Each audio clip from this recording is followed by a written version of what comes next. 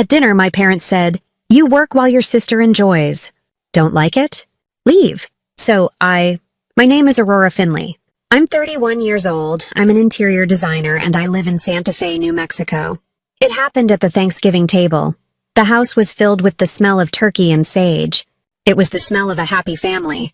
It was all a lie. The laughter was loud, but it felt thin, like glass. My father David sat at the head of the table.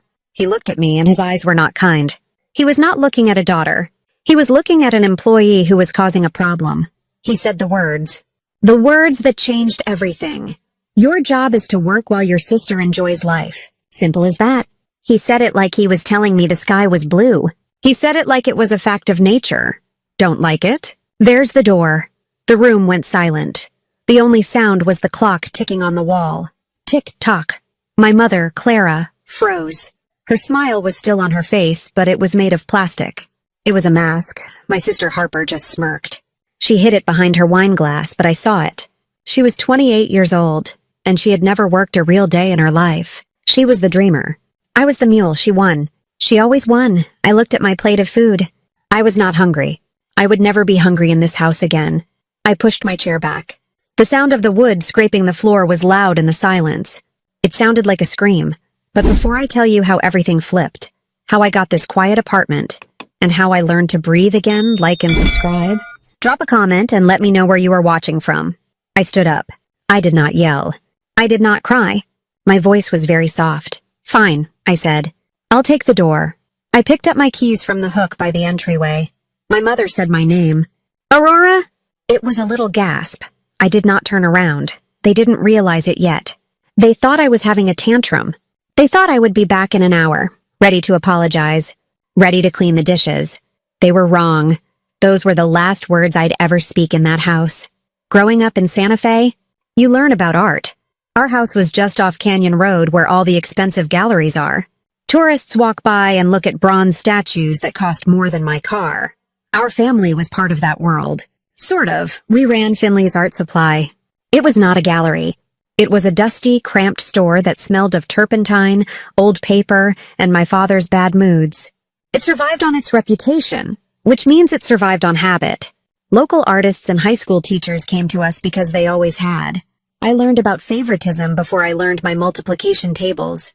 Harper was the artist. I was the help. Harper was born 2 years after me, and she was born special. That's what Mom always said. Harper is just special. She feels things more than we do. What that really meant was that Harper was allowed to have feelings, and I was expected to manage them. When I was 11, I entered a statewide design competition. The prompt was to design a new public library for a small town. I worked on it for 3 months. I used scraps of mat board and balsa wood from the store. I built a whole 3D model. I designed the reading nooks, the high ceilings, the big windows that would face the mountains. I won first place in the junior division. My teacher called the house. I was so excited. My chest felt like it was full of light. I ran into the store holding the blue ribbon. Dad, I won! I won the state competition. He was at the register, counting pennies into a roll. He didn't look up. That's nice, Rory, he said. His voice was flat. Did you check in that new shipment of gesso? The light in my chest went out. It just clicked off. I went to the back room and started cutting open boxes with a box cutter. 3 months later, Harper, who was 9, finger-painted a sunset. It was just a mess. Red and orange and purple smeared on cheap paper. It was muddy. Mom cried. David, look at this. It's her soul. My father took it from her. He stared at it. My God, Clara, she's a natural. He took it to the store. He didn't just frame it. He used the expensive, hand-carved wood frame we sold for $500. He put it in the front window of the store. Then he put it in the other window of the store. He had 2 identical framed copies of Harper's Muddy Sunset. A sign underneath said, "The work of our daughter, Harper Finley, an artist." That week, Harper got a brand new iPad. To foster her creativity, Dad said. I asked for a new drafting table for my birthday. I got more chores. Harper is too busy creating to mop the floors. Aurora, Mom said, her voice soft and full of apologies. You understand, honey. You're the practical one. The practical one, that was my name. It meant I was the one who was not special. It meant I was the one who had to do the things nobody else wanted to do. Harper's art was just Existing. She would float around the store, picking up tubes of expensive oil paint. "I'm feeling the shade of blue today," she would say. She'd take it, use it once, and leave the cap off so it dried out. My art was work. I built the store's new website. I balanced the checkbook. I designed the new shelving units to hold the canvas. And then I built them myself. My father called it good practice. Harper's bad grades in school were proof she was a right-brained creative. My good grades were just expected. "Good, you got an A in math," Dad said once. "You can start doing the store's taxes." I was 12. I learned how to use his accounting software. I learned that Finley's Art Supply was not a successful local business. It was a bucket with a hole in it. And my father was not a good businessman. He was a man who liked being a business owner. He liked the title. He liked telling people he owned a store on Canyon Road. He didn't like the work. He didn't like the numbers. I did the numbers. I saw the debt. I saw the unpaid invoices. I saw that he borrowed from the register to buy Harper a new laptop. I didn't say anything. I just fixed it. I moved money around. I called the suppliers and asked for an extension. I was 13, and I was lying to adults about shipping delays so they wouldn't demand their money. One day, I found a notebook. It was Harper's. It was a dream journal. It was full of pictures she had cut out of magazines. A loft apartment in New York, a trip to Paris, a new car. Underneath, she had written, "Things I will have." I had a journal, too. It was a plain black ledger. It was full of numbers. It was a list of all the people we owed money to. Underneath, I had written, "Things I have to pay." She was the dream. I was the mop, and that was our family. By the time I was in high school, I had no friends. I knew people. People said hi to me in the hall, but I couldn't do anything. I couldn't go to football games. I couldn't go to parties. I couldn't even join the school's design club. My extracurricular activity was the store. While other kids were at the movies, I was running the weekend shift. While they were at prom, I was cleaning dried paint pallets with a metal scraper, my hands raw and smelling of thinner. I woke up at 5 a.m. every Saturday. The air in Santa Fe is cold in the morning. I would ride my bike to the store. The streets were empty. It was dark. I'd unlock the heavy metal gate. The sound of it dragging across the concrete was the sound of my life. I'd turn on the lights. The store was always cold. I'd start the coffee, not for me, but for my father, who would show up around 10, read the paper for an hour, and then ask me how the morning sales were. I was the one who hauled the 50-pound bags of plaster from the delivery truck. I was the one who dealt with the angry customers. "This brush is shedding," one lady told me, slamming it on the counter. I just nodded. "I'm so sorry about that. Let me get you a new one." I was 16. I was the store manager, the janitor, and the bookkeeper. My father gave me a paycheck. It was $50 a week. Cash. "Don't spend it all in one place," he'd joke. I didn't spend it at all. Every dollar I earned went into a big glass mason jar. It was an old pickle jar, and it still smelled a little like vinegar. I kept it hidden under my bed, beneath a loose floorboard. On the jar, I had written one word in black marker: college. It was my secret. It was my hope. It was the one thing that was just for me. I would count it every night. $60. $80. $120. It was my escape plan. My father found it. I came home from school. My room was a mess. My mother had been spring cleaning, which meant she had been snooping. The jar was gone from under the floor. It was sitting on the kitchen table. It was empty. My father was there. My mother was crying. Harper was looking at her phone. "Where is my money?" I asked. My voice was shaking. "We needed to talk to you about this, Aurora," my father said. He wasn't angry. He was disappointed, like I had done something wrong. "We are a family. We don't keep secrets," he said. "That was my money," I said. "I earned it." "I was saving for college," my father sighed. It was the sigh he always used when I was being difficult. "Dreams don't pay bills, Aurora. Work does." Then he looked at Harper. "Your sister needed a new laptop for her creative supplies. Her old one was so slow. It was hurting her process." Harper didn't even look up. "Thanks, Daddy," she mumbled. "You took my money?" I whispered. "You took my money and gave it to her?" "We invested it," my father said, his voice hard. "We invested it in your sister's future. You should be happy to help. She's going to be a big artist one day. She's going to take care of all of us." I looked at Harper. She was taking a selfie. "What about my future?" I asked. My father just stared at me. "Your future is here, Aurora. This store, this family, Who do you think is going to run this place when I'm gone? Harper? Be realistic. There was that word again. Realistic. My dreams were unrealistic. Harper's dream of being a famous brand was a sound investment. The math never added up. After that, I stopped saving. I stopped dreaming. I just worked. I graduated high school. I didn't go to college. I couldn't. I had no money. And the store needed me, so I worked. I worked for my father. I worked for my mother. I worked for Harper. Harper decided to launch a brand. It was t-shirts with her art on them. It was just pictures she took on her phone, printed badly on cheap shirts. She needed a website. Rory, you're so good at the boring computer stuff, she said. Can you just build me a little shop? So I did. I stayed up until 3 a.m. for a week, building her an online store. I managed the orders. I packaged the t-shirts. I took them to the post office. She made 3 sales. One was to our aunt.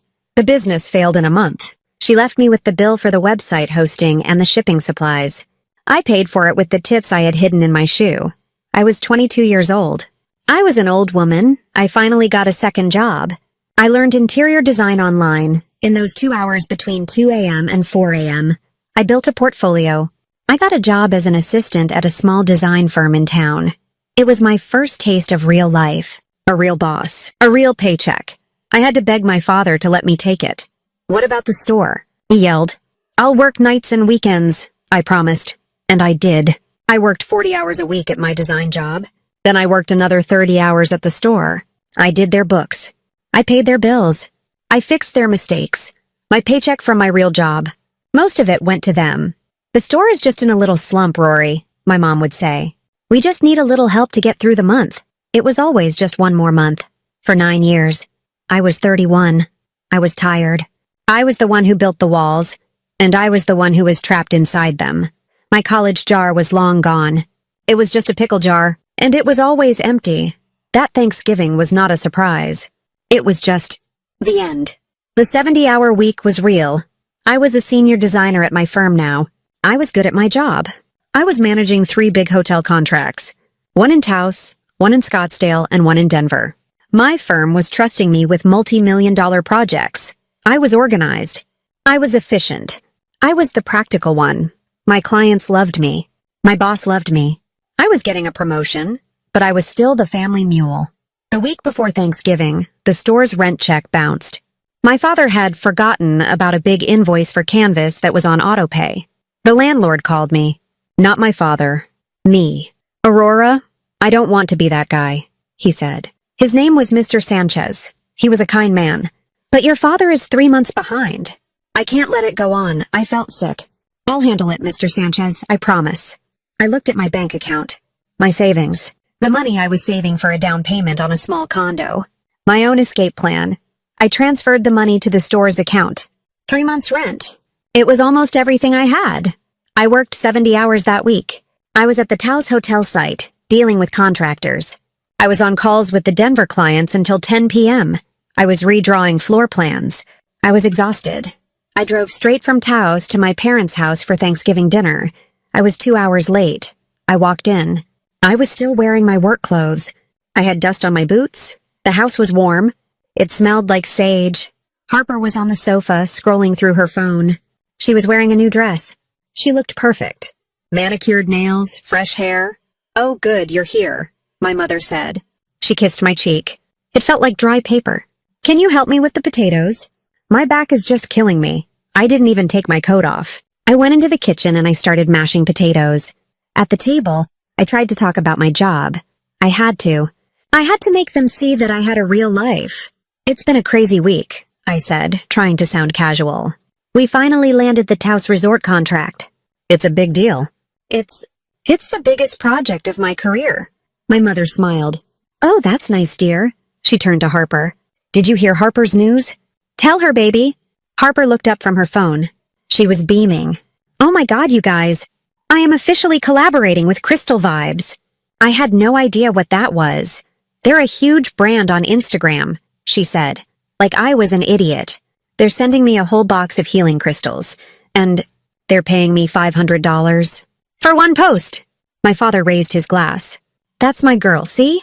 A real entrepreneur. Building her own brand? We're so proud of you, sweetie. $500 for one Instagram post. I had just signed a contract that would bring my firm over $1 million. I had just paid 3 months of their rent, and they were celebrating $500 for healing crystals. The math. It never ever added up. I was so tired. The exhaustion was like a heavy, wet blanket. I couldn't be polite. I couldn't fake it. Not this time. That's great, Harper, I said.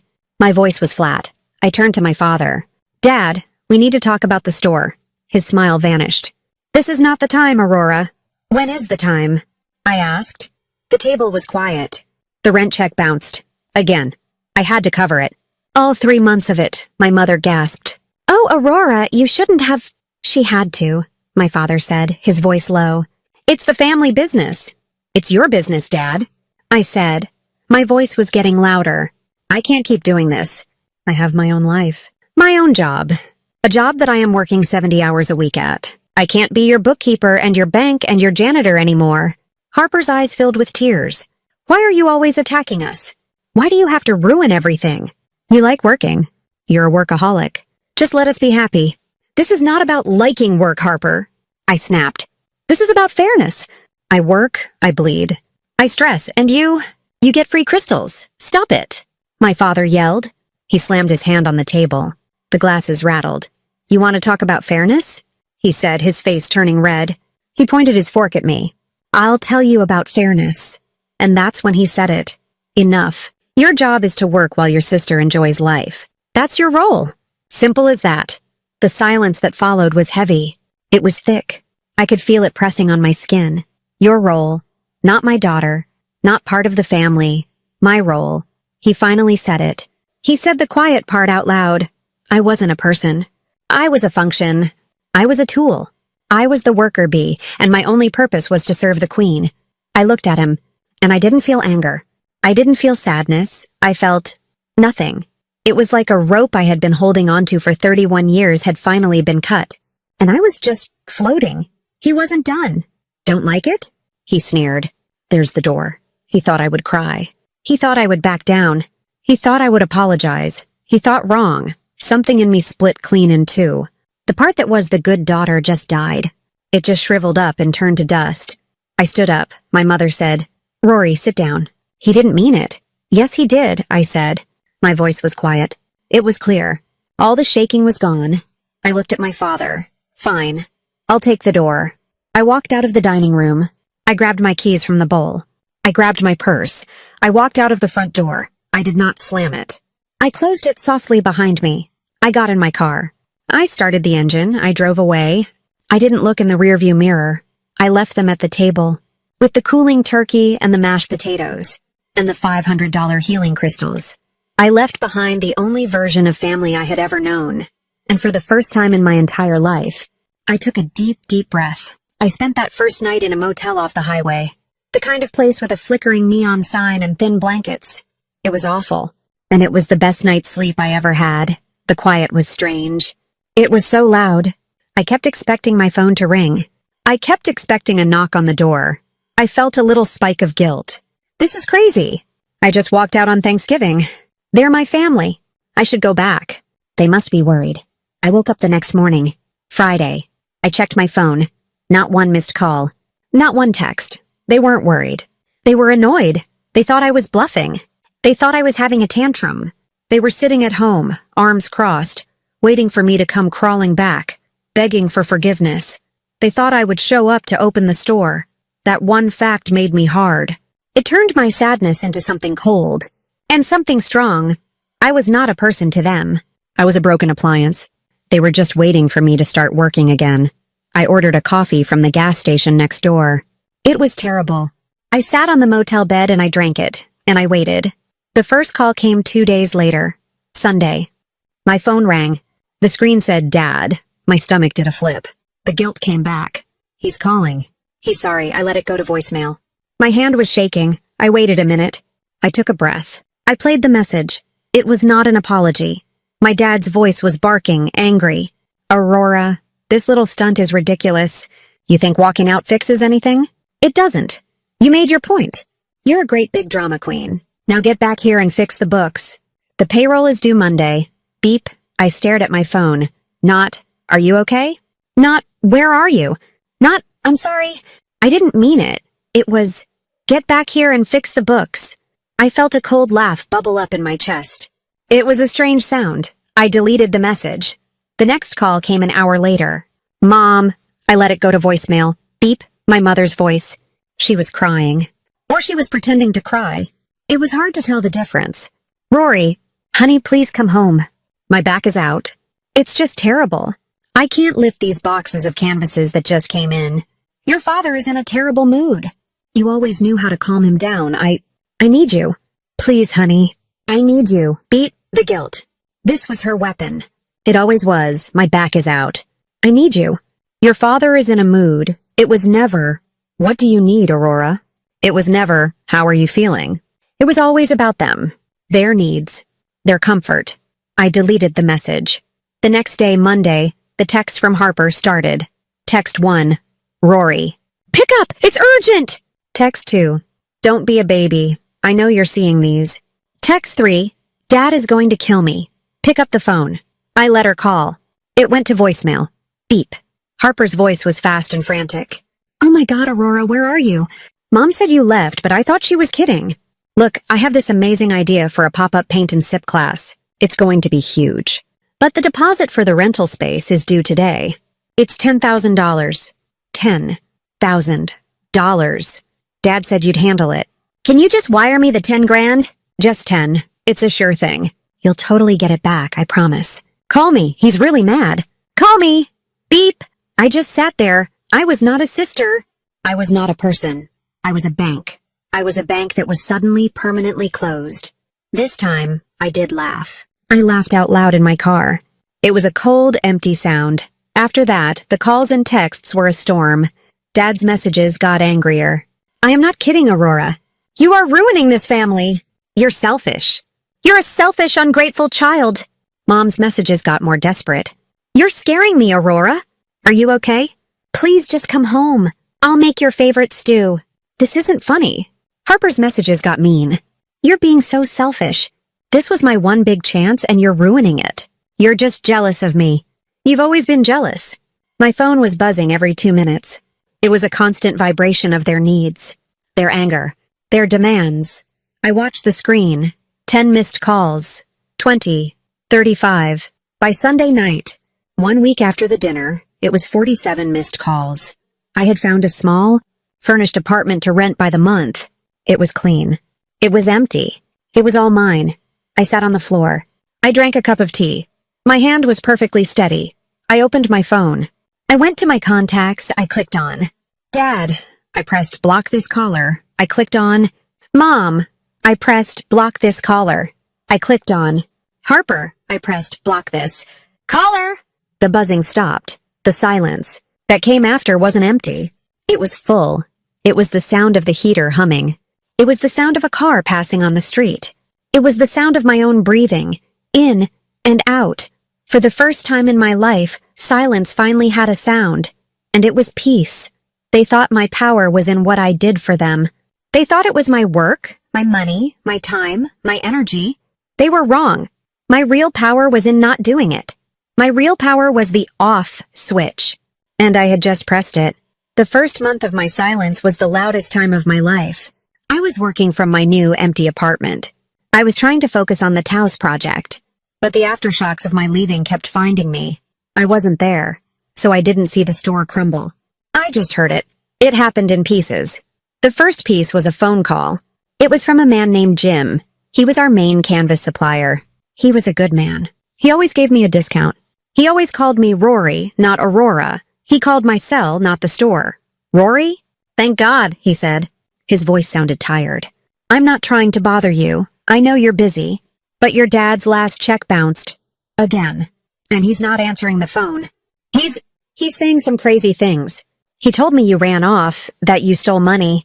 I closed my eyes. I felt a hot flash of shame. No, not shame. Rage. He's lying, Jim, I said. My voice was quiet. I know that, kid, Jim said softly. You're the only reason I gave your dad credit for this long. You always made it right, so are you going to make this right? This was the test. This was the moment. Was I going to fall back into my role? Jim, I'm so sorry, I said. My voice was steady. But I am no longer with Finley's Art Supply. I can't help you. There was a long silence. What? He said. Rory, you are Finley's Art Supply. You've been running it since you were 16. Not anymore, I said. You'll have to talk to the owner, David Finley. But the owner is... He sighed. The owner is a fool. I know, I said. I'm sorry, I hung up. I felt sick. I felt like I had betrayed Jim, but I hadn't. My father had. That was the first call. It was not the last. The next call was from the local high school. The art teacher, Mrs. Pina. Aurora, I'm so confused. Our bulk order for the new semester. It's 2 weeks late. Your father said he couldn't find the invoice. And then he said you were in charge of fulfillment and that you'd let him down. Do you know when it's shipping? I took a deep breath. Mrs. Pina, I don't work there anymore. I'm afraid I have no idea. You'll have to speak to my father. Oh, she said. Her voice went cold. Oh, I see. Well, in that case, please just cancel the order. We'll take our business to the new chain store. I'm so sorry, Aurora. Well, good luck. She hung up. I stared at the phone. The school district contract. That was 20% of the store's income. The income I had secured, and it was gone. Just like that. I wanted to know what was happening with Harper. Her brand collaborations that she was so proud of. My silence with my family was total. But her Instagram was public. I made a new account. A burner account? No name, no picture. I just needed to see I found her page. Harper Finley Art. The post about the Crystal Vibes collaboration. It was gone. Deleted. I scrolled down. The comments on her other posts were not good. Where is the t-shirt I ordered? It's been a month. You sent me the wrong size and now you won't answer my DMs. Scammer. Do not buy from her. So the sponsorships had vanished. Of course they had. They weren't real. They were just free products given to a girl who had no follow-through. The 1 or 2 companies that had paid her were probably furious. Then I saw her latest post. It was a selfie of her crying. It was very dramatic. The caption was long. My family is going through an awful, traumatic time. A very, very selfish person has tried to ruin us. Because of this, I'm having to postpone my paint and sip dream. I've started a GoFundMe to try and save my art. Link in bio. Every dollar helps.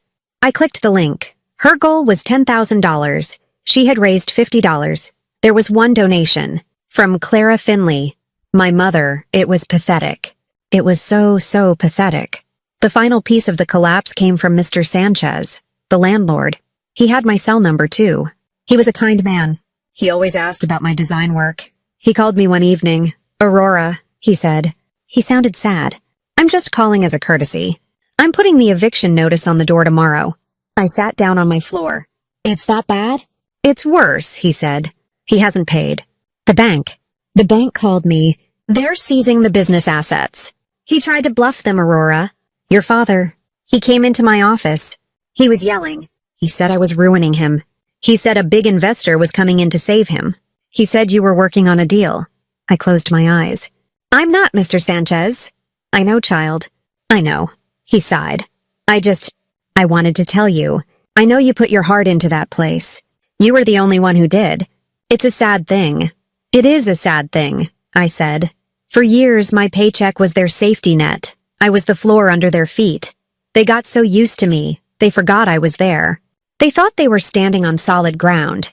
They thought they were walking on air, held up by my father's reputation. They weren't. They were just standing on my shoulders. I was not a scapegoat.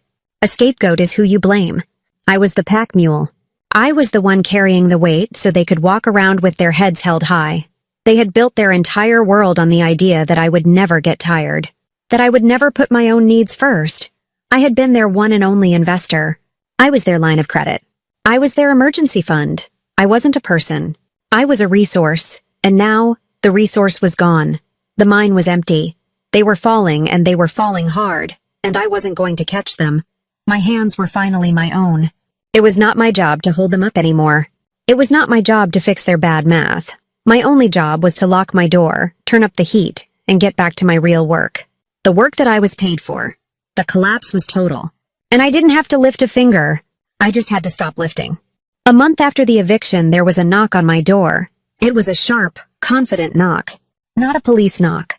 Not a weak, pleading knock like my mother would do. I wasn't expecting anyone. My stomach flipped. I looked through the peephole. It was Aunt Violet, my mother's sister. I hadn't seen her in 3 years. Aunt Violet was nothing like my mother.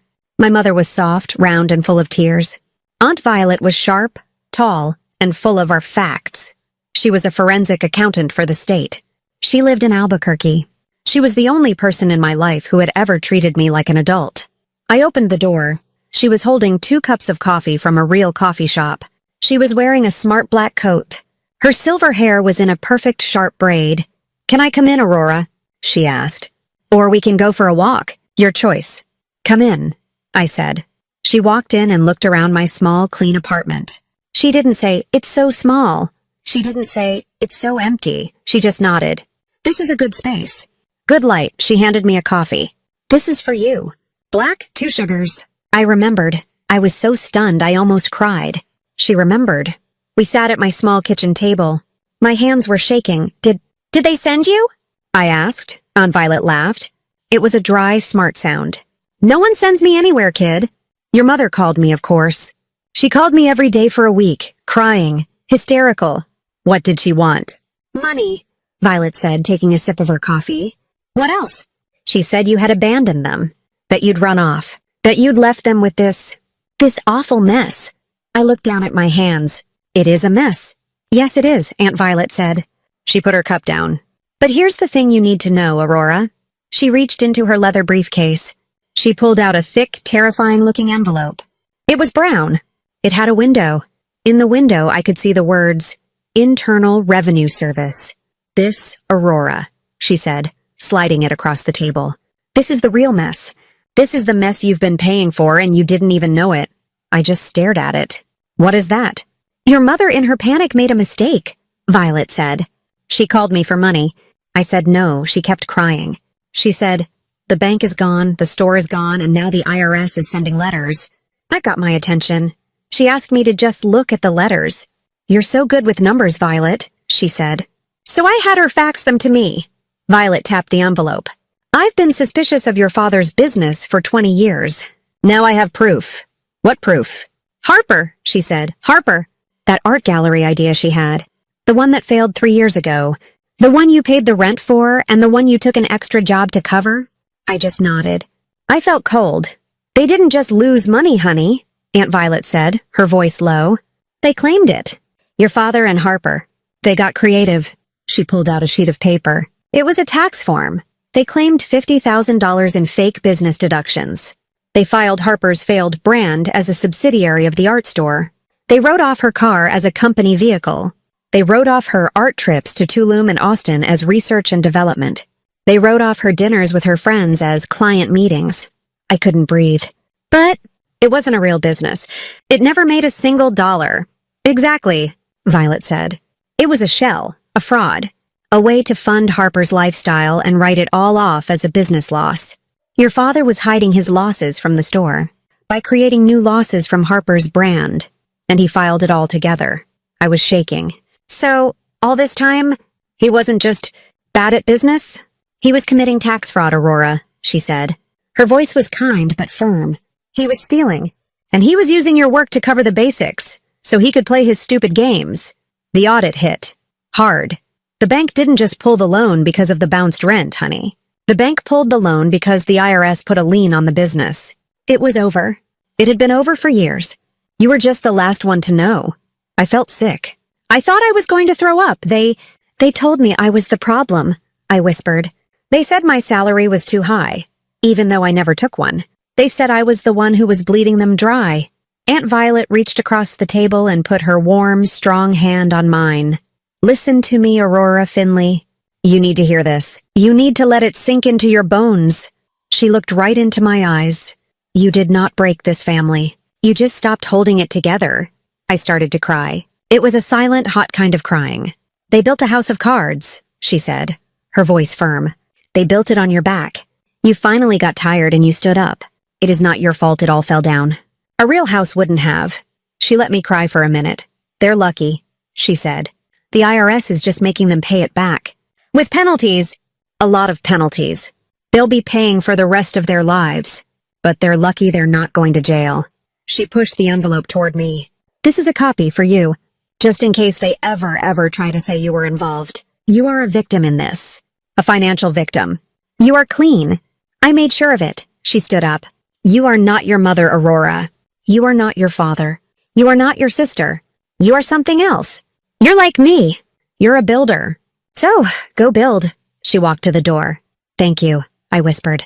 No more thanks, she said. Just live well. It's the only thing they can't stand. She left.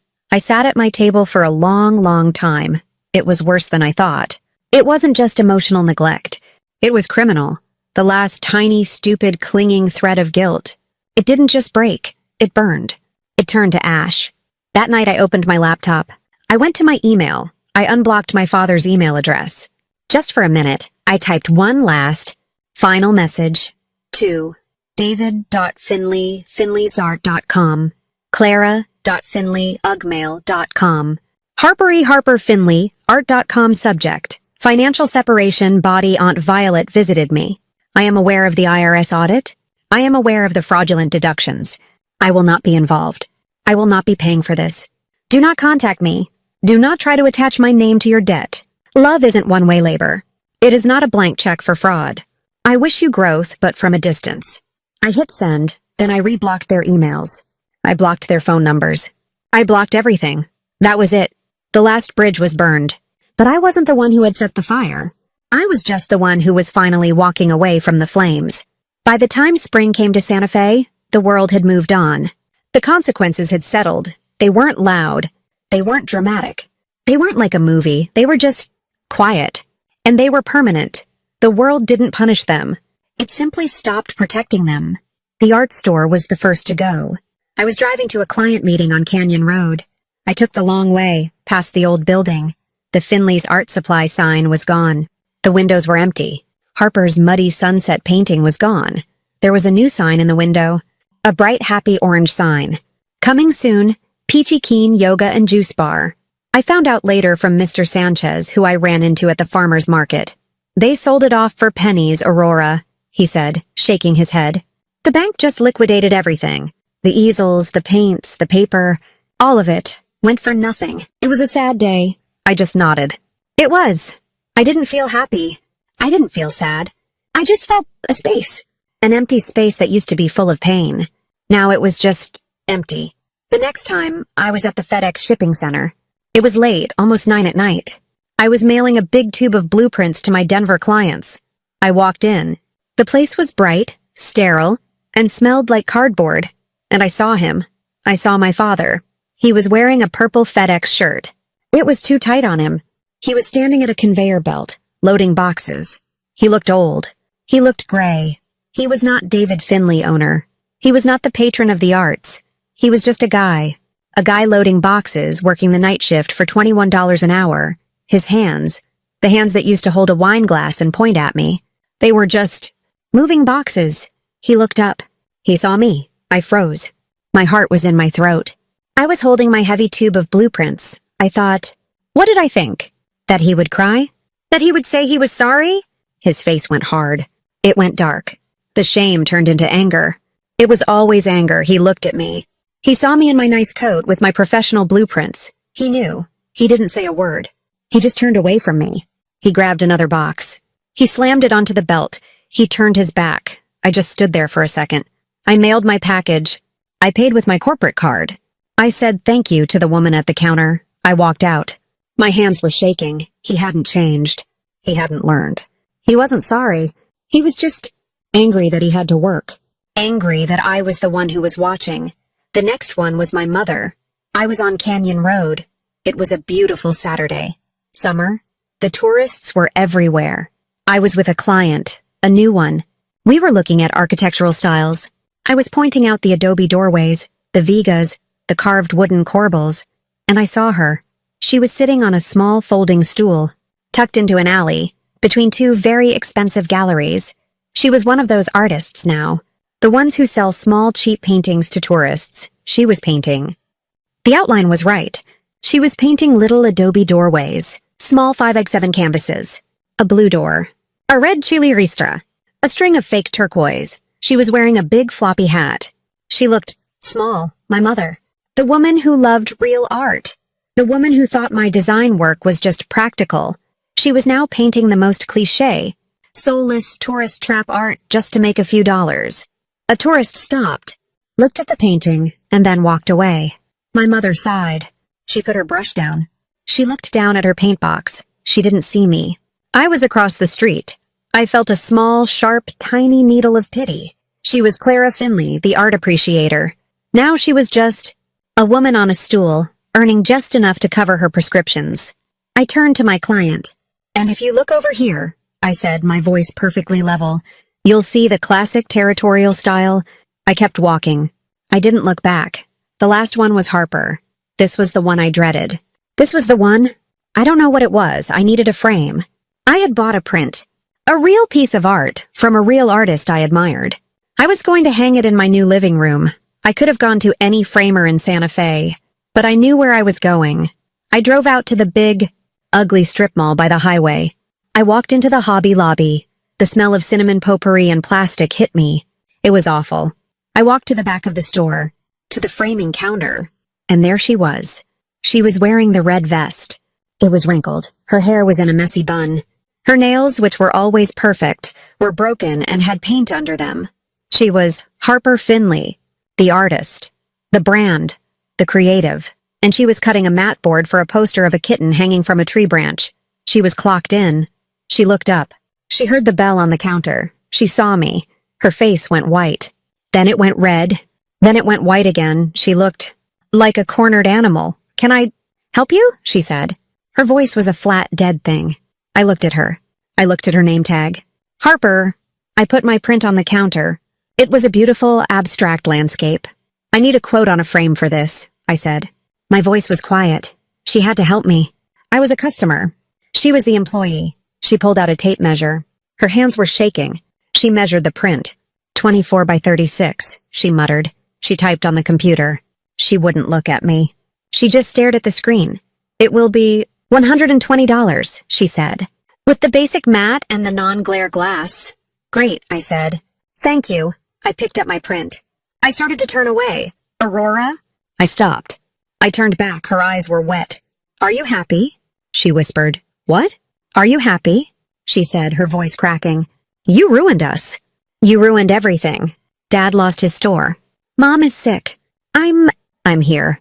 Are you finally happy?" I looked at her. The girl who got the iPad. The girl who got my college money. The girl who got the $500 for crystals. The girl who got $50,000 in fake tax write-offs. I thought about my answer. "Harper," I said. My voice was very soft. "Very clear. This isn't my fault." "Yes, it is," she cried. "No, this is just the math." She stared at me. "This is what happens when you run out of other people's money," I said. I turned around. I walked out of the Hobby Lobby. I didn't look back. The world didn't punish them. My father was no longer an owner. He was just an employee. My mother was no longer a patron of the arts. She was just a street vendor. My sister was no longer a brand. She was just a cashier. They weren't special. They weren't cursed. They were just people who had been living on a line of credit that was in my name, and I had finally, and forever, closed the account. 6 months after the Thanksgiving dinner, I was in a lawyer's office. It was not a dark, scary office. It was bright. The sun was streaming in. I was not being audited. I was not being sued. I was signing papers. I was sitting across from a bank manager. He was smiling at me. He had just approved my loan. My credit was perfect. My income was high. I was a valued client. I was buying my first condo. The condo I had been saving for. The one my father had tried to take from me. The one I had resaved for dollar by dollar. I signed the last page.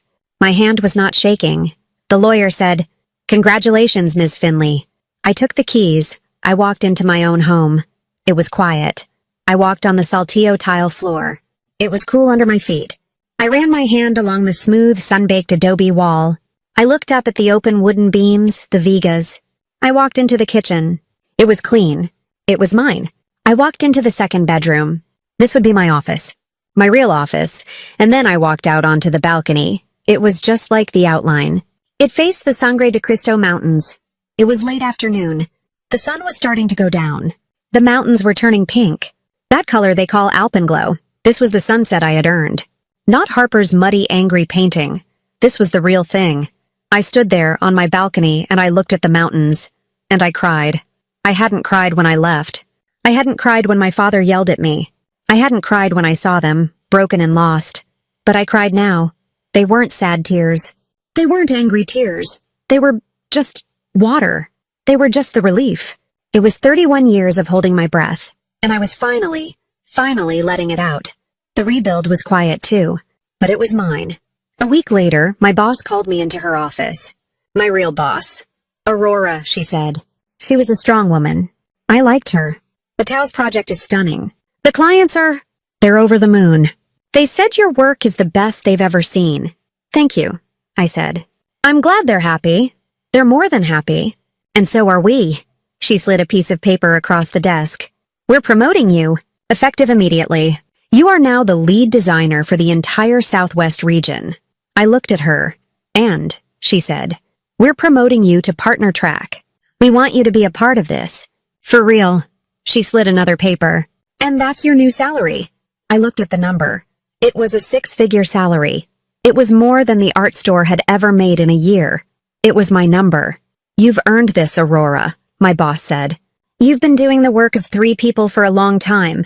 It's time you got paid for it, I almost laughed. You have no idea, my new life was simple. I woke up on Saturday morning. I did not go to the store. I did not haul boxes. I did not do my father's taxes. I made coffee. I sat on my balcony. I drank my coffee, and I watched the sun come up over the mountains. I went to the farmer's market. I bought fresh bread. I went for a hike in the mountains. I met friends for dinner. I had friends. I had time for them. People who were not my family. People who would ask, "How are you?" And then, they would actually listen to the answer. I bought a dog. A little rescue mutt. A terrier mix. He was scared of everything. He had come from a bad place, too. I named him Sage. He slept at the foot of my bed. He didn't need anything from me except food and a safe place to be. And I had so much of that to give, now that it wasn't being drained out of me every day. One night, I was standing in my new living room. I was hanging that print, the one Harper had given me the quote for. I'd had it framed at a real framer. It looked beautiful. I looked out at the mountains. My family was always telling me to be realistic. Dreams don't pay bills, Aurora. They were wrong. My dream did pay the bills. It was paying their bills. My talent, my work, my practical mind. That's what they were living on. They thought my dream was a hobby. They thought their dream was the real work. I looked at the walls of my condo, the walls I had paid for. I hadn't found peace. I had built it. I built it out of 70-hour weeks. I built it out of spreadsheets and blueprints and sleepless nights. I built the life they never gave me. I built the home they never were, and it was a beautiful house. The walls were strong. I had built them all by myself. People ask me if I feel guilty. No, I feel free. I feel light. I don't hate them. I don't really feel anything for them at all. They are just people I used to know. I feel sorry for them. I feel pity, but I do not feel responsible. Because I learned the most important lesson. Love without respect isn't love. It's labor. It's a job. It's loyalty that's been dressed up to look like a family. I didn't abandon them. I just stopped financing their comfort. I stopped paying for their bad decisions. I stopped setting myself on fire to keep them warm. I didn't seek revenge. I didn't yell. I didn't scream, I just left. And sometimes silence is the loudest justice there is. If this story hits home, if you know what this feels like, drop your city and state in the comments, because maybe you've been the one doing all the work, while someone else just enjoys life, and maybe, like me, you're done.